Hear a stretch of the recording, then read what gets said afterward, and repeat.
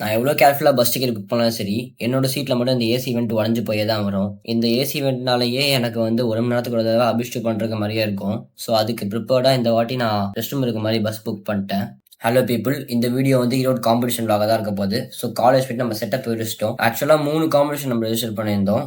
Line follower, robo race and drone race. அங்க போய் organiser கிட்ட பேசின உடனே அவங்க நீங்க ட்ரோன் ரேஸ் ஃபர்ஸ்ட் போயிடுங்க. அதுல தான் டீம் கம்மியா இருக்கு.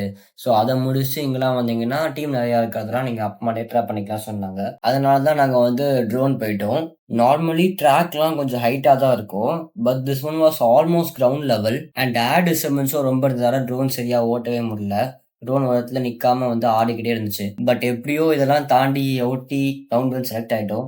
நெக்ஸ்ட் ரவுண்ட் 2க்கு அப்புறமா கூப்பிடுறோம். நீங்க நெக்ஸ்ட் காம்படிஷன்லாம் பார்த்துட்டு வாங்கன்னு சொன்னாங்க. நெக்ஸ்ட் ரோபோ ரேஸ் போயிட்டோம். நான் பாதையிலேயே பெரிய ட்ராக்னா நான் இத தான் சொல்லுவேன். அங்க போய் ரொம்ப நாங்க ரிஸ்க்லாம் எடுக்காம சேஃபா ஓட்டுனோம். சேஃபா ஓட்டி எப்படியோ ரவுண்ட் 2 செலக்ட் ஆயிட்டோம். நாங்க ரவுண்ட் 2ல என்ன நடந்துச்சு அண்ட் லைன் ஃபாலோவர பத்தி ஏன் பேசலன்றத நெக்ஸ்ட் வீடியோல போஸ்ட் பண்றேன். Stay tune.